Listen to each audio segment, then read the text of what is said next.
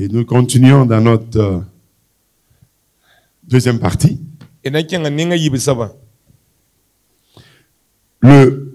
Parce qu'on parle de quoi? Dieu, le travail. Il faut apprendre, il faut comprendre que Dieu veut s'associer à ce que vous entreprenez. Par la grâce de Dieu,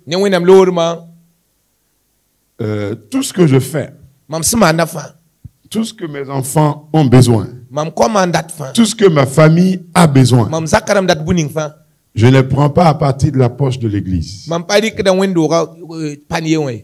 Parce que j'ai d'autres sources de revenus qui me permettent, qui n'empêchent pas le travail que je fais. Moi, je connais quelqu'un qui est un pasteur. Il a 122 sources de revenus. 122. Je vous dirai pas son nom. C'est un Africain. Il a 4 hélicoptères. 122 sources de revenus. Il a 4 comptables professionnels. 122. Je connais un autre qui a 25 000 membres dans une autre ville, quelque part en Afrique de l'Ouest. Il a 13 sources de revenus. Les 4 premières sources de revenus, il est PCA de 4 sociétés pharmaceutiques.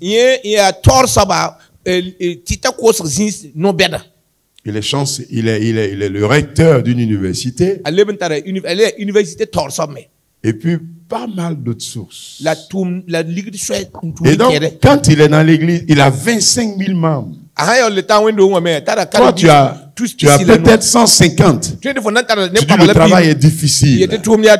Tu n'arrives pas à joindre les deux bouts. Tu dis non. Parce que quand on te regarde même, on sait que la gloire est en train de se fader. Il se fade. Comment on dit ça en français? Hein? Ça vient de se ternir. C'est-à-dire, c'est comme un habit blanc, mais qui ressemble un peu à du... C'est devenu jaunâtre.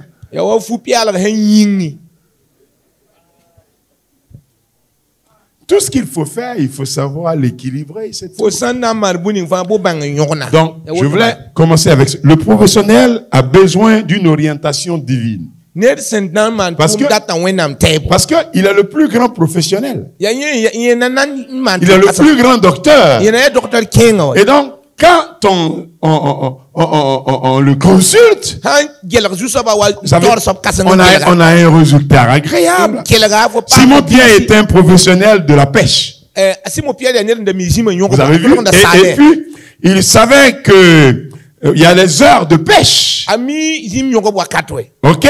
Il savait que la pêche en plein jour n'est pas aussi fructueuse que celle de la nuit. Les vrais pêcheurs pêchent la nuit.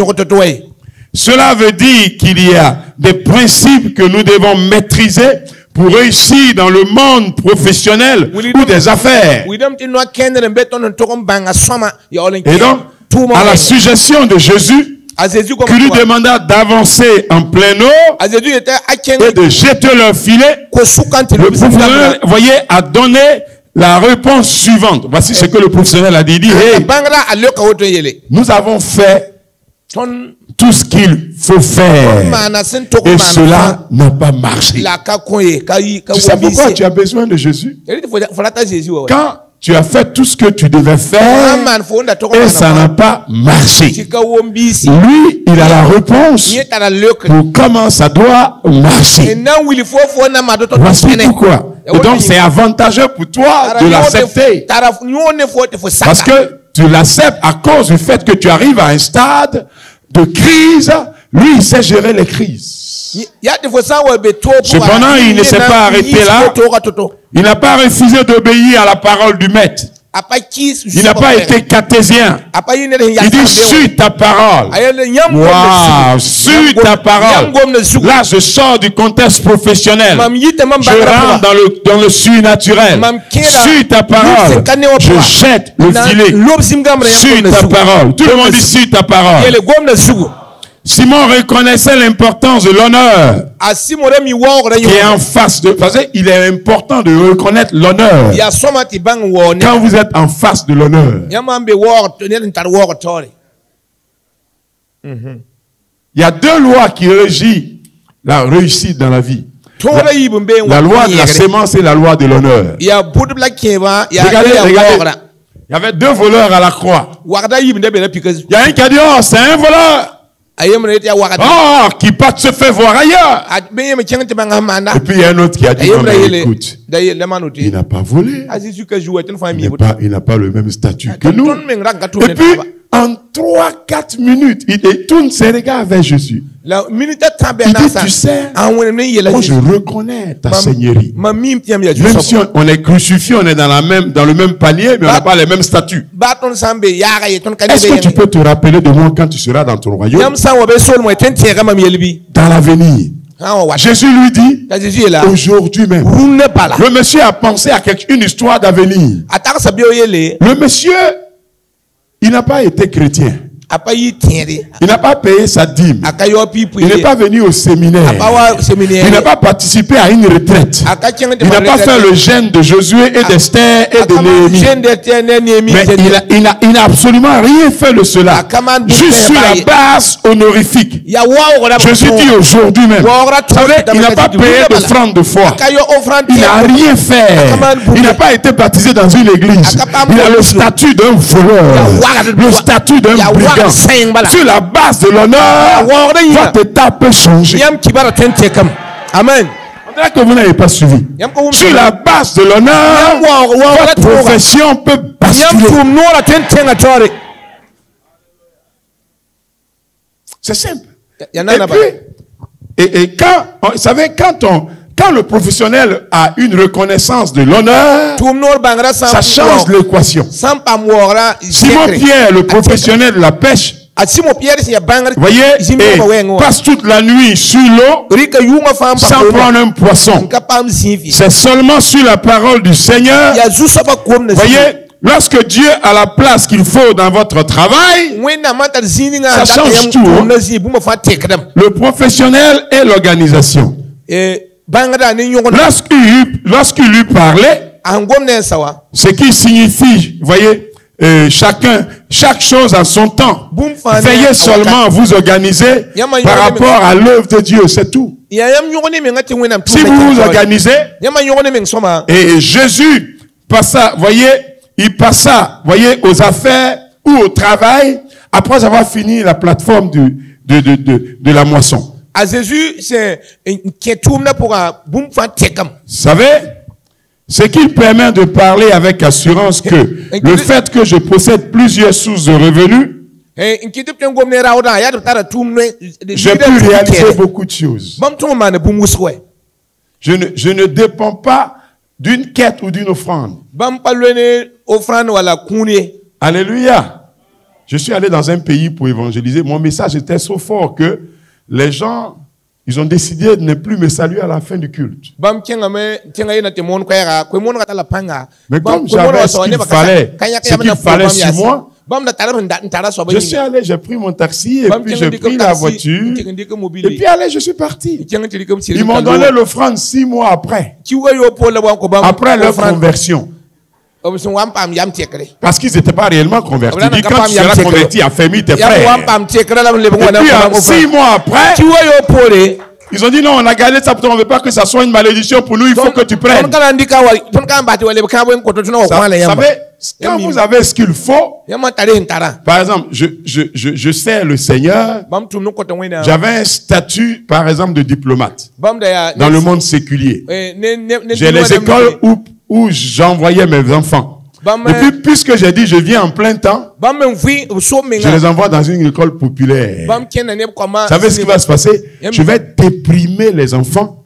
Ils vont même pas aimer Dieu. Ils vont pas apprécier Dieu à ça. Ils vont dire, oh, quel est ce Dieu-là qui nous a pris notre père de sa profession et qui a fait de lui, si vous voulez, quelqu'un qui n'a même pas une place dans la structure, dans la société. Mais c'est juste l'équilibre. Il faut équilibrer. Amen. Même si tu n'acclames pas, il faut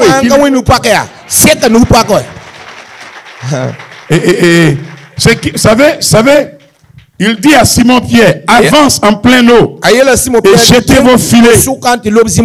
Il dit, maître, nous avons travaillé toute la nuit.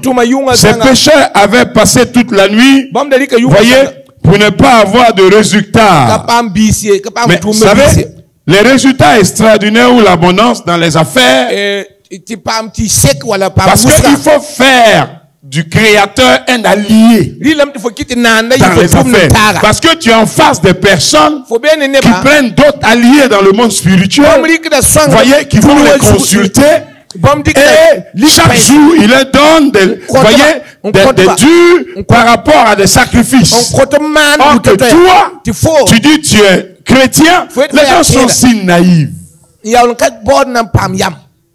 Il dit, oh, parce que, regardez, les gens qui n'avaient pas de filet, qui avaient leur filet, arrivent à un stade où le filet arrive à se rompre. Le stade de l'abondance. Tout le monde dit le stade de l'abondance. Sachez que par conséquent, vous avez simplement besoin d'une parole. Une parole est suffisante pour toute l'année. Vous ne dites pas Amen. Vous avez besoin d'une seule parole de Dieu. Une seule parole de Dieu est suffisante pour toute l'année. 2020 là, une seule. Vous savez, l'apôtre Paul, on l'arrête. Il dit Dieu m'a parlé. On le mélote. Il dit quelqu'un m'a parlé. On dit on va t'envoyer pour être jugé. Il dit quelqu'un m'a parlé. L'avion, la barque voulait faire naufrage. Il dit quelqu'un m'a parlé. Quand on a une seule parole, ça change les équations. La Bible dit ceux qui connaissent leur Dieu feront des espoirs. Le fait de connaître Dieu vous donne droit à faire des espoirs. Mais quand on ne le connaît pas, on ne fait pas d'espoir. On aide à Dieu.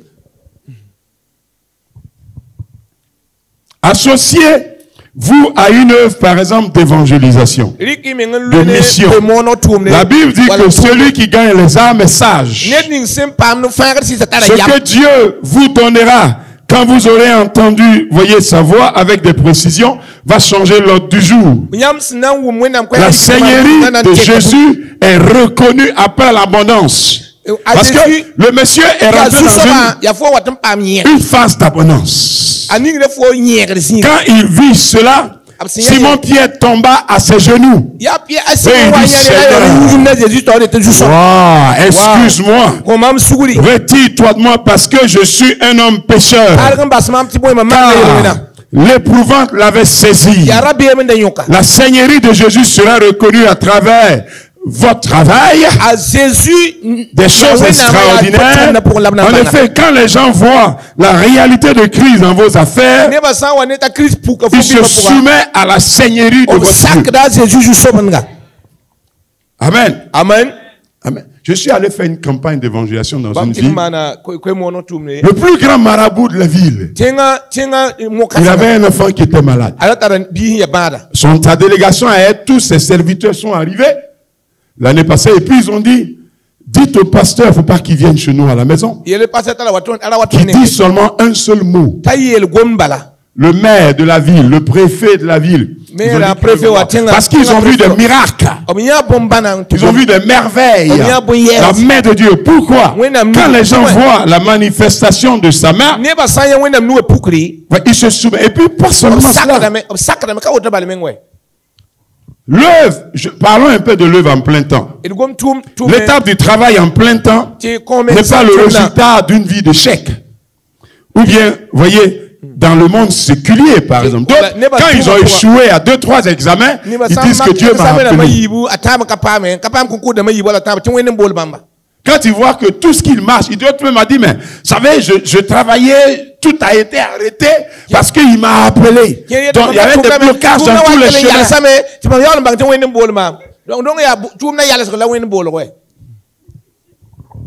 Alors Jésus dit à Simon, ne crains pas. Désormais, tu seras pêcheur d'hommes. Vous savez, l'abondance était si nombreuse, c'était si immense que il a fait appel à ceux qui étaient là, qui n'avaient rien à faire. Il dit, venez. Il dit, venez. Quand on suit le maître et qu'on associe à ce qu'on fait, ça vous élargit et ça vous permet de créer une franchise. Parce qu'il a fait appel, il dit, venez. Et puis quand ils sont arrivés, il les a embauchés. Regardez l'autre du jour, il les a embauchés, pas seulement embauchés. On dit les filets s'est rompu. L'abondance a fait qu'il y a eu une largesse. Il y a eu de l'abondance. Il y a eu assez dans leur bac. Et ça leur a permis, voyez, de devenir riches dans la ville. D'être référentiel. Et puis, vous savez, alors Jésus dit à Simon, ne crains pas. Désormais, tu seras pêcheur d'hommes. Ayant ramené les barques à terre, il laissait tout. Et il le suivit. Ça, c'est quelqu'un qui a pris le vœu du plein temps. Voyez, la rentrée de Pierre dans le ministère en plein temps, ici, est une troisième dimension. Mais il faut savoir d'abord associer Dieu à votre travail avant d'arriver au stade du plein temps. Je ne dis pas de ne pas faire le plein temps. C'est pas mauvais. Mais regarde, depuis 20 ans ou 15 ans, tu espères encore. Tu dis, ça va aller. Quand on te regarde, et on regarde la parole que tu prêches, il y a un déséquilibre. Quand on voit la manière dont tu t'habilles, les couleurs ne se marient pas.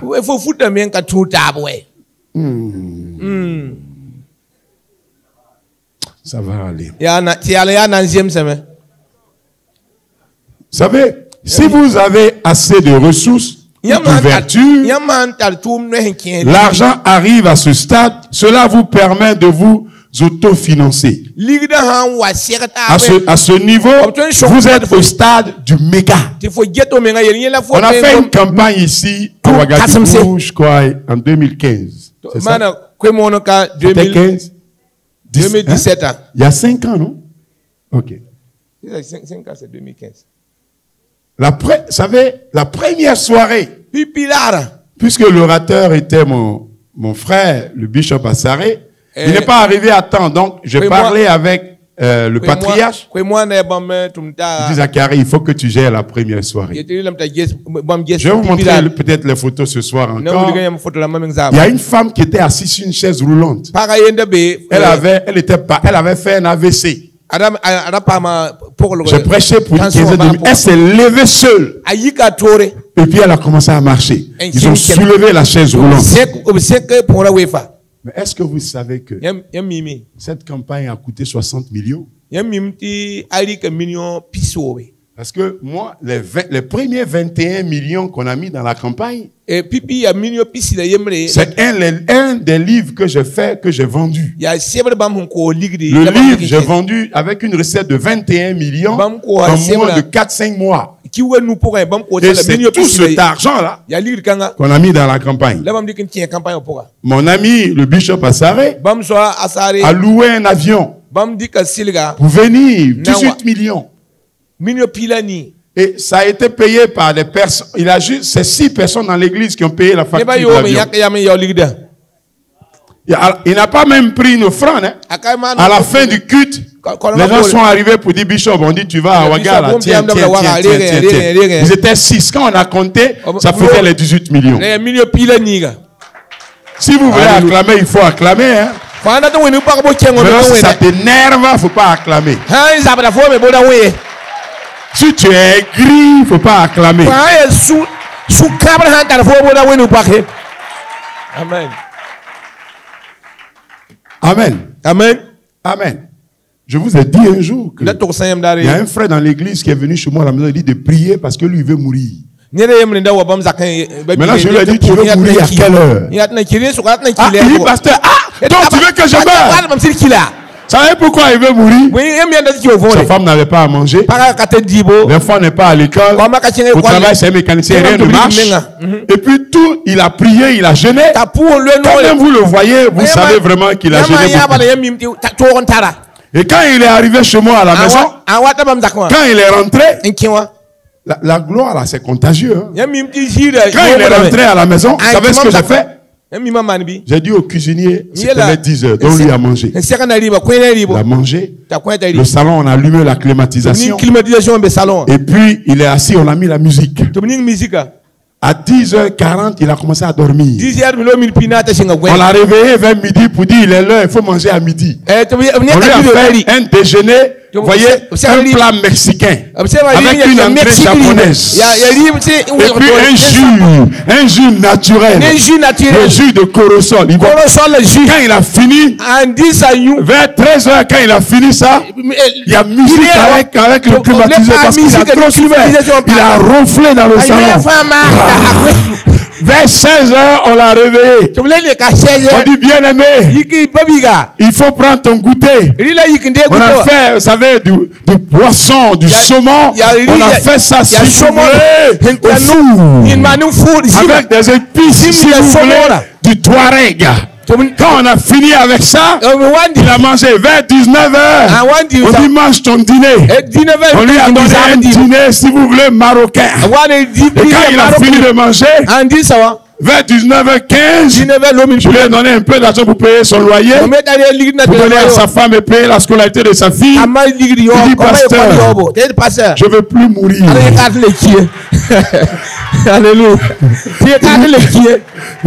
Il dit, pasteur, la gloire se communique. La gloire est contagieuse. La Bible dit, les mauvaises compagnies corrompent les bonnes mœurs.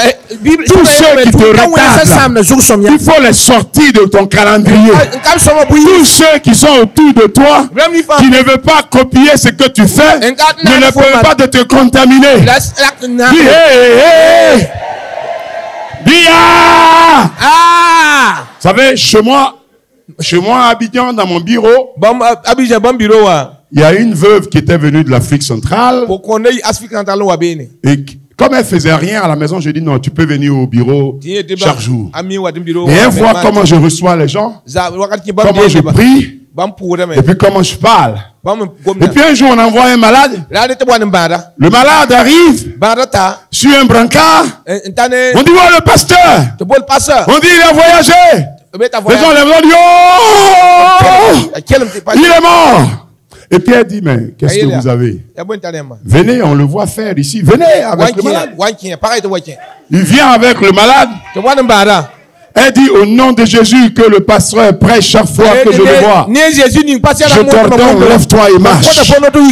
Et puis, dans le secrétariat, le malade saute. Et il se lève. Tout le quartier arrive. On dit, hey! Quand on entrait dans la maison, les gens l'ont vu. Les gens ont dit, il s'est levé. Il s'est levé. On dit, ah! Et la secrétaire était là. Ça veut dire que la gloire est contagieuse. Vous ne dites pas amen. Amen. En réalité, tu ressembles à ceux avec qui tu marches. Regarde, ta ressemblance là, c'est expliqué par rapport à ceux avec qui tu marches. Si tu marches avec les gens qui ont une conception bizarre, toi-même tu seras bizarre. Parce que les mauvaises compagnies corrompent les bonnes mœurs. Dieu veut bénir l'œuvre de tes mains. Tu as trop de ressources en toi, tu ne dois pas mourir. Les ressources là doivent vivre. Je décrète que tu deviens une source de bénédiction. J'ai dit, je décrète que tu rentres dans l'abondance. Je déclare que tes sources s'élargissent. Oh, vous ne dites même pas amen.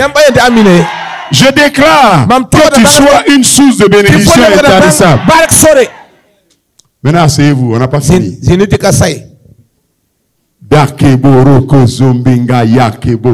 Alléluia. Donc, alléluia. Alléluia. Alléluia. Amen. Et puis donc, regardez, l'enrichissement pour les temps de crise. Et ce qui était remarquable, imaginez, le statut de Simon a changé dans la ville. Juste à cause du fait qu'il a écouté le maître. Parce que le plus souvent, on n'arrive pas à équilibrer le debout Parce qu'on a une idée figée. On pense que c'est impur. On pense que c'est pas biblique. On pense que c'est pas agréable. Et c'est ce qu'il fait que. Regardez par exemple, moi j'ai un calendrier. C'est vrai chargé. Mais chaque soir, je fais ce que je dois. Je donne des points de ce que je dois exécuter le lendemain. Et ça fait que je fais beaucoup de réalisations en un temps record. Amen. Amen. Avant, quand je n'avais rien compris, je prêchais pour 9h30. Et puis j'ai dit aux gens, je n'ai pas fini. Hein. Je n'ai pas fini. Attendez. À une veillée. Maintenant, je ne fais plus ça. Hein. 30 minutes. 40 minutes. Ce que tu devais dire en 9 heures là. Tu peux le dire en 30 minutes. Ah, je ne sais pas. Alléluia. Alléluia. Et puis l'homme aujourd'hui, si les messages durent trop, il ne va rien entendre. Il va rien comprendre. Amen. Amen. Amen. Amen. Amen. Amen. Il y a un monsieur, il est arrivé dans notre église. Vous savez, quand quelqu'un vient me voir, vous savez ce que je fais?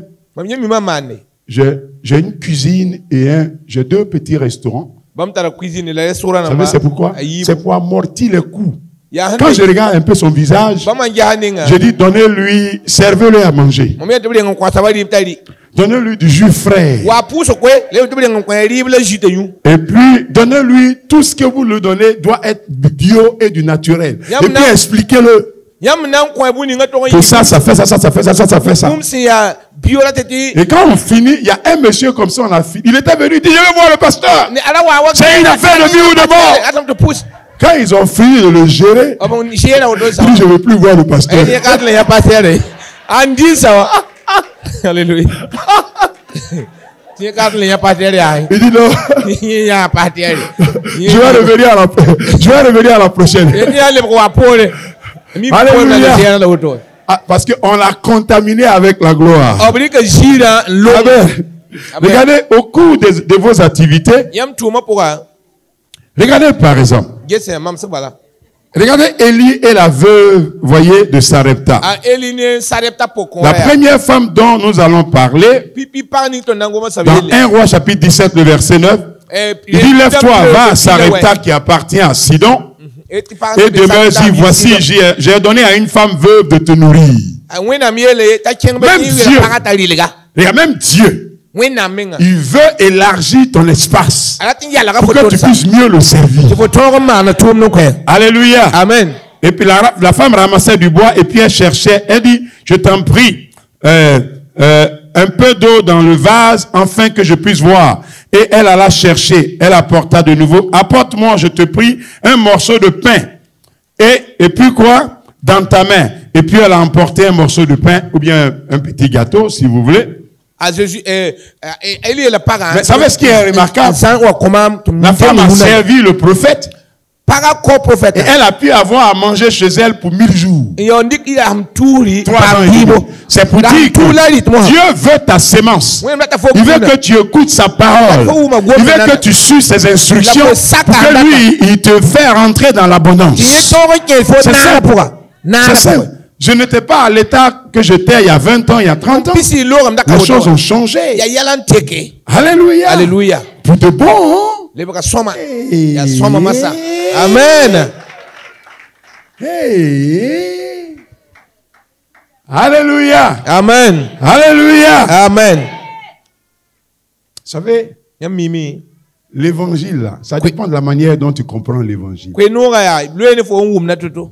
Je termine avec ceci. Regardez Élisée et la Sunamite. Un jour, Élisée passa par Sunem. Il y avait là une femme de distinction. Tout le monde dit femme de distinction. Wow. Tout le monde dit femme de distinction. Et qui lui pressa d'accepter à manger. Vous savez, j'aimerais vous dire, on dit, donner un verre d'eau à un prophète, les récompenses sont immenses. Tout homme de Dieu qui passe dans ma ville, qui a une onction que j'apprécie, je leur donne une offrande. Même s'ils ne viennent pas prêcher chez moi, je vais là où ils sont. Et puis je dis, je suis venu vous donner une offrande. Vous savez pourquoi? Parce que j'honore ce que Dieu a mis en eux. Allez-y lire 2 Rois 4, 8 à 17. Vous savez, j'ai dit, il y a une femme que Dieu, voyez, a rendue riche dans l'œuvre du Seigneur à partir de rien. Au début, c'est moi qui lui donnais de l'argent. Puis je l'enseignais les principes de Dieu. Et puis je lui ai même donné des prophéties. Elle est devenue si riche que elle est dans la construction immobilière. La plus petite maison qu'elle construit est 350 millions. Elle ne construit pas de maison moins de 350 millions. Elle construit des projets 5, 10, 8 milliards. Or que c'est quelqu'un au début, c'est moi je lui donne l'argent. Mais maintenant là, c'est elle qui... Alléluia.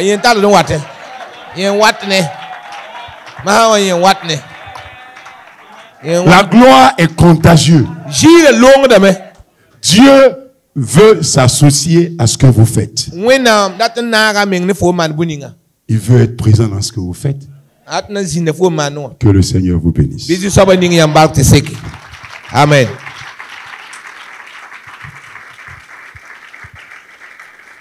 Amen. Amen. Amen. Amen. C'est bon? Maintenant, on passe à la séance plénière. Je veux 4 questions. Je veux 4 questions. Qui a une question? S'il n'y a pas un. Qui a une question? Si vous ne levez pas la main maintenant, ça ne sera plus la peine. Hein? Une question. Qui encore? Je ne vois pas. C'est où? 2. Qui encore? C'est bon? 3. Qui encore? 4. Super. Il y a encore quelqu'un? 5. Une femme. Super. Allez, posez-moi vos questions. Allez-y. Vous pouvez venir devant. Ça sera plus facile pour moi. Parce que je veux bien gérer mes 1 heure. OK? Il me restera pratiquement une dizaine de minutes. Oui, allez-y. Les autres, venez devant aussi. Oui. Allez-y. Venez, tous les 5, venez devant. Oui, allez-y.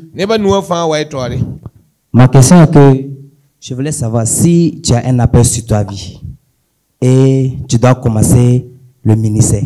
Et si maintenant, tu dois arrêter ton travail avant de commencer le ministère. Pourquoi tu dois arrêter ton travail? Bon, je suis en devenir. Et si maintenant... Parce que tu as tellement dit, et si... Maintenant, si tu dois arrêter le travail et puis avec le temps, tu dois recommencer. Est-ce que c'est un appel à plein temps ou bien c'est... Ok, merci. Ce que j'ai donné comme instruction, quand Dieu te donne, t'appelle, ce n'est pas obligé que tu arrêtes. Je prends un exemple. Tu viens à l'église le soir pour 2-3 heures. Tu n'as pas arrêté un travail que tu fais pour 8 heures, pour 2-3 heures. Donc, il est mieux de chercher à équilibrer. Maintenant, quand tu vois que ce que tu es en train de faire devient grand, tu peux arrêter. Tu as compris? Là, ça peut te prendre en charge, toi et ta femme. D'accord? Avec tes enfants. D'accord? Okay, merci. N'oublie pas qu'il y a 2 appels. Il y a l'appel selon Pierre et il y a l'appel selon Paul. Pierre, il a arrêté tout, il a suivi Jésus. Paul, il a suivi Jésus, mais il continue à faire ses tentes. D'accord? Merci. Oui? Je voulais que vous m'éclaircissiez un peu. Vous avez parlé de l'appel de Joseph. Alors, l'appel de Joseph. Okay. Alors, moi, j'ai reçu l'appel de Joseph, mais c'était flou dans ma tête. Quand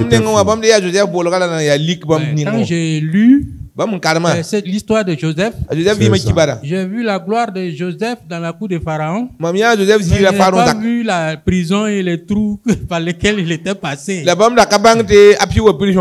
Donc, mon surnom, c'est Joseph dans la cour de Pharaon. Ok, c'est ça votre surnom. Voilà. Ah bon? Et maintenant, or, ça là, la phase de trou, la phase de prison là, je vais passer dedans.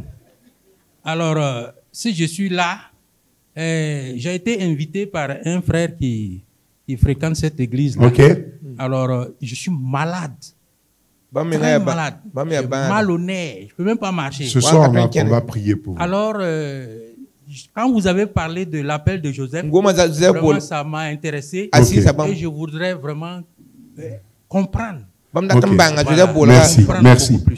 Merci. Vous savez, vous pouvez aller vous asseoir. Vous savez, l'appel de Joseph, l'appel de Joseph, les gens ne savent pas que moi, mon second à l'église, mon pasteur assistant, il est professeur d'université.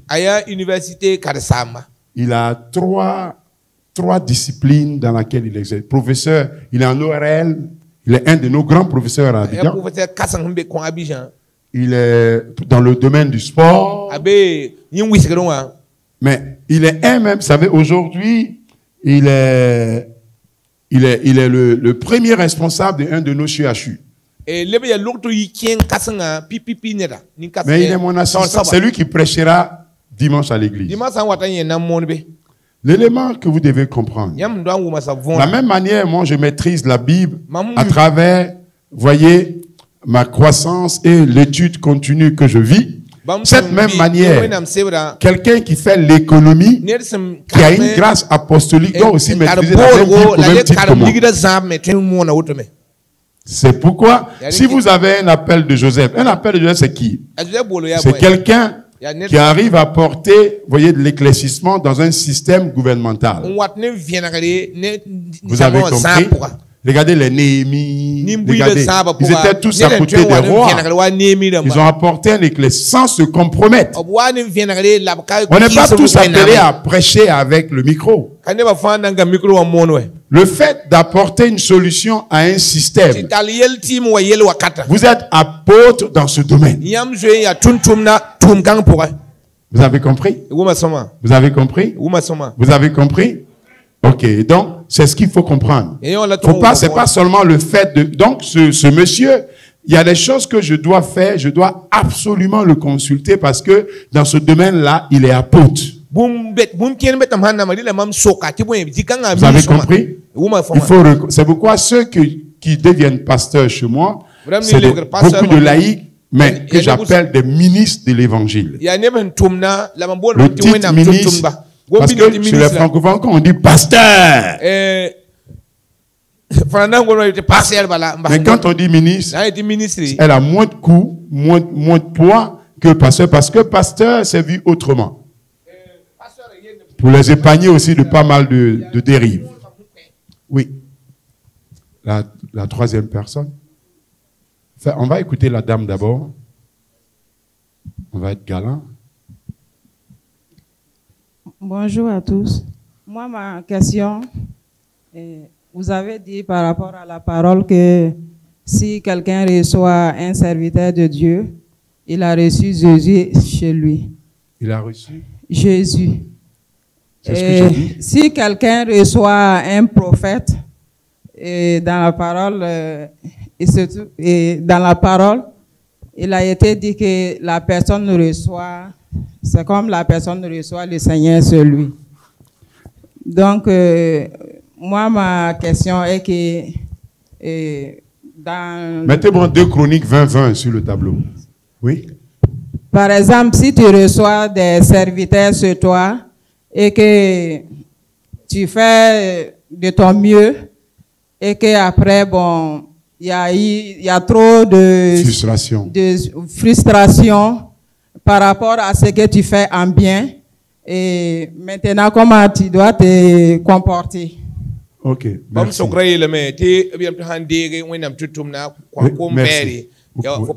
Regardez, il dit, écoutez, confiez-vous à l'Éternel, votre Dieu, vous serez affermis. Confiez-vous à ses prophètes, vous réussirez. En réalité, les francophones ont un problème. Quel est le problème des francophones? Juste donnez l'eau là, après. Les francophones ont un problème. Écoutez, vous là, asseyez-vous pour écouter. Il faut mettre l'eau avant que les gens n'arrivent.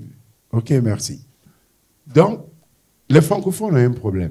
Ils préfèrent, au lieu de donner l'argent à Dieu, dans un anonymat, ils préfèrent prendre ça pour préparer pour que tu partes manger dans leur maison. C'est ce que les enfants, non? En réalité, c'est une mauvaise approche. C'est une autre approche de la manipulation. Vous n'avez pas, vous voyez, ce n'est pas une doctrine de recevoir les prophètes chez vous à la maison. Moi, j'ai des gens dans mon église qui sont là depuis 7 ans, je ne connais pas chez eux. L'élément important, c'est que on se fait attirer par ce qui n'est pas bon. Regardez par exemple. Quand je finis de prêcher, je vais à mon hôtel pour me reposer et puis après je reviens. Je n'ai pas le téléphone de quelqu'un dans l'église. Ça ne m'intéresse pas. Je ne vais pas aller visiter quelqu'un chez lui. Je ne suis pas venu pour ça. Vous avez compris un peu ce que je dis? Je ne vais pas avoir une réunion avec quelqu'un. Je ne suis pas venu pour ça. Vous avez compris un peu? Mais le problème, c'est qu'on viole l'éthique. Il y a d'autres, vous êtes dans une église, votre pasteur n'est pas au courant, et puis vous recevez un autre pasteur ou bien un prophète chez vous à la maison, qui est celui qui vous donne les instructions.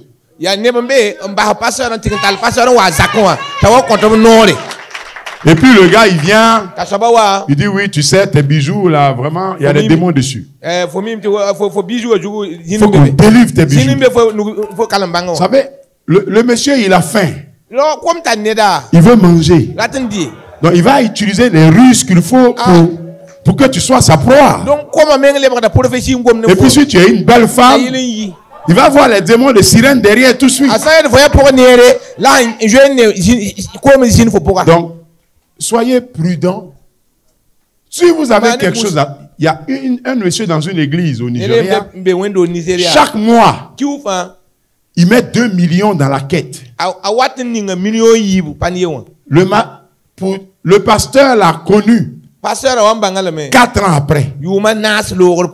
4 ans après. Le pasteur dit, mais qui met 2 millions chaque mois? Et puis il a dit, je ne veux pas me faire connaître. Il faut qu'on arrive à ce stade. On n'a pas besoin d'aller faire du charlatanisme évangélique. Vous avez compris? Je vous conseille si vous êtes dans une église, le pasteur de l'église est votre ange. C'est votre homme de Dieu. Évitez de recevoir quelqu'un d'autre chez vous sans l'accord de l'ange de la maison. Parce que les francophones, quand ils ont un peu de monnaie, je n'ai pas dit l'argent, j'ai dit monnaie. Quand ils ont un peu de monnaie, ils commencent à prouver au pasteur et puis tous les prophètes défilent chez eux. C'est pas la bonne manière. Parce que c'est dans ça, on va voir que le monsieur André, quand il mange mal. Ou bien il ronfle mal. Moi, je ne vais pas chez les gens. Je vais à Paris depuis plus de 2 décennies. Je ne suis jamais allé dormir chez quelqu'un. Même quand je ne prêche pas, je vais dans un hôtel, je prends mon véhicule et puis je pars. Pourquoi? Parce que vous savez, c'est la profondeur qui attire la profondeur. Toi-même, ton comportement attire les faussaires. Donc, en général, évitons que les gens se servent des versets pour nous asservir. Si tu es dans une église, il y a un gars, il est dans une église et il sponsorise des programmes ailleurs d'un autre prophète qui soi-disant que lui, il est beaucoup détaillé parce qu'il donne les couleurs de ton sous-corps. Il donne le numéro de ton téléphone. Qu'est-ce que ça a à faire avec ton salut? La société de téléphonie connaît déjà le numéro de ton téléphone. Est-ce que ça, là, c'est dans ton édification? Non. Je dis ça parce que c'est un fléau qui est francophone. Bien, les gens font une petite cellule et puis ils commencent à prophétiser l'un à l'autre. Et puis dans la prophétie nette, il y a une déviation. Non. L'église dans la francophonie, c'est ce qu'a dit un des orateurs dans notre programme la semaine passée. Il dit, l'église dans la francophonie, c'est une famille. La famille, les enfants réclament leurs droits. Donne-moi à manger, donne-moi à boire. Papa, je veux ça. Maman, je veux ça. L'église chez les anglophones, c'est militarisé. On reçoit des instructions où on les exécute. Amen. Alléluia. Amen. C'est bon? C'est bon? Donc, ma soeur, évite que les gens fassent de ta maison une plateforme d'échange. Si quelqu'un l'a invité, laisse la personne gérer. Même s'il doit prier pour toi, il y a une femme pour qui je parlais hier, c'est sous l'autorité. Parce que quand je suis ici, je suis sous l'autorité de l'ange de la maison. Ça, c'est important. Amen. Amen. Donc, n'entretenez pas des gens chez vous à la maison qui se disent soi-disant prophète. Parce que, regarde, lui, il va te demander des choses que, parce qu'il ne te connaît pas. Tu ne connais pas ton berger. Il va dire, par exemple, donne-moi 5 millions. Or que tu ne vaux même pas 1,2 million. Mais puis tu vas commencer à courir. Le stress commence. Ne cherchez pas à satisfaire. Je ne sais pas si vous avez compris un peu. Des propositions d'autrui à votre détriment. Donc ce qu'il faudra faire, il faut rester soumis à l'autorité sur laquelle vous êtes établi. D'accord? D'accord? Merci. Le dernier. Oui? Pasteur, vous savez pourquoi j'ai dit de poser les questions? Parce que le thème là, c'est un problème, c'est un thème problématique. Oui, allez, vas-y. Okay, merci beaucoup pour cet enseignement. Demain, on aura une plateforme d'échange, donc. Oui. J'ai deux questions. La première est liée à la grâce et une seconde non liée. Je ne sais pas si c'est possible. Une seconde? Non liée à la grâce. Oui, ok. Ok. Et la première est que quelles sont les conditions pour accéder à la gloire? Et la deuxième, comment gérer la colère pour quelqu'un qui est colérique? La première condition pour accéder à la gloire, d'abord, si on suit d'abord le premier intervenant qui est le patriarche Karambiri, il y a un processus. Quand on écoute l'intervention du pasteur Kemtoré, il y a un processus. Donc, regardez, la première condition, selon moi, pour vivre la gloire, c'est la vie de service avec un cœur voué à l'Éternel. C'est les deux éléments qui ouvrent les portes pour les autres. Maintenant, la colère, quand tu sais que tu as une colère qui est poussée, chaque fois que tu viens, que ça veut se manifester, commence à louer le Seigneur et ne dis rien. Commence à, ou bien quitte la présence de ces personnes. Ok? Et il faut apprendre à proclamer la parole et pour appeler à l'existence qui n'existe pas. Merci. Amen. Papa, s'il vous plaît, il y a quelqu'un qui a posé une simple question. Elle dit ceci: quand quelqu'un est victime d'une ingratitude, est-ce un don que l'on doit accepter de la part du Seigneur, ou bien la personne, la victime, qui ignore la valeur du don? Il faut reprendre la question. Quand quelqu'un est victime d'une ingratitude, est-ce un don que l'on doit accepter de la part du Seigneur? Un don. Bon, c'est ce qu'il a écrit. L'ingratitude n'est pas un don. C'est ce qu'il a écrit. Ok. Ou bien c'est la personne victime qui ignore la valeur du don. C'est pas ce qu'elle voulait dire. Ok. C'est bon. D'abord, l'ingratitude n'est pas un bon fruit. Okay. Il faut, parce que quelqu'un qui est ingrat, il n'est pas reconnaissant. D'accord? Je pense que ce qu'il voulait dire, c'est que si quelqu'un est victime de l'ingratitude, est-ce qu'il doit continuer à toujours être généreux ou bien rester dans une posture de quelqu'un qui est blessé? En réalité, on réfère à l'histoire à Joseph. Quand Joseph est arrivé au sommet, il a dit: ce que vous avez pensé utiliser pour me faire mal, Dieu l'a utilisé pour me lever. Si vous voulez acclamer, il faut acclamer. Quand vous êtes victime d'ingratitude, ne permettez pas que ça vous arrête de faire le bien. Continuez à faire le bien. Il y a les gens qui disent: oui, ça, moi, je ne le ferai plus jamais. Ce que tu as besoin peut passer. Il y a quelqu'un un jour qui a dit: je ferme les yeux à tout ce qu'il passe. Mais le bien qu'il a besoin aussi peut passer. Et puisqu'il a les yeux fermés, ne soyons pas cartésiens. Ce qu'on doit faire, soyons conduits par l'esprit. Regardez, quand quelqu'un est en face de moi, ou bien quand quelqu'un est dans mon bureau, mes réceptions, c'est entre 9 et 15 minutes. Parce que avant qu'il ne finisse de parler, il y a déjà des orientations qui naissent. Ça, c'est tous ceux qui sont conduits par l'Esprit de Dieu sont enfants de Dieu. Vous avez compris? Donc quand vous êtes en face d'un cas, il y a quelqu'un qui a dit: non, mais les disciples, ils ont jeté le sort. Les gens ont jeté le sort parce qu'ils n'avaient pas encore le Saint-Esprit. Maintenant qu'on a le Saint-Esprit, on n'a pas besoin de jeter le sort. On a seulement besoin de donner des instructions conduites par l'Esprit. Et puis Dieu... Je vais vous donner un exemple.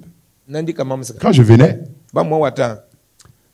je fais payer le billet pour aller à Accra. J'ai demandé à mon bureau de me prendre le billet, et puis je devais passer 2-3 nuits à Accra et puis venir ici. Donc j'ai dit de me payer un autre billet à Accra ici. Mais avant de payer le billet, j'avais une mauvaise appréhension du trajet.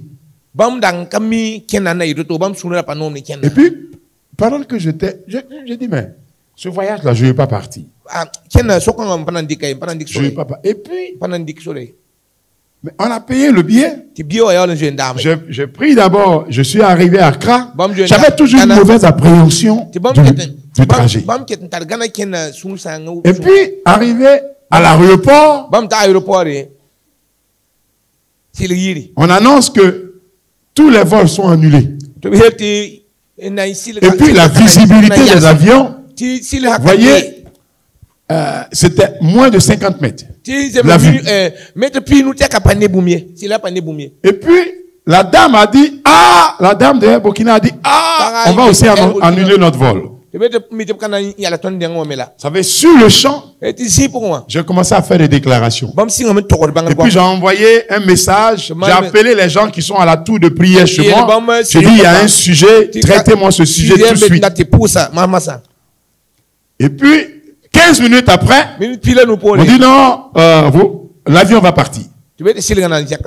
Et apprêtez-vous, on embarque dans 10 minutes. Et puis j'ai dit: Seigneur, que le chemin soit dégagé. Et puis j'ai envoyé un message aussi au pasteur. Et donc, qu'est-ce qui s'est passé? L'appréhension s'est démontrée vraie. Mais on a géré ça.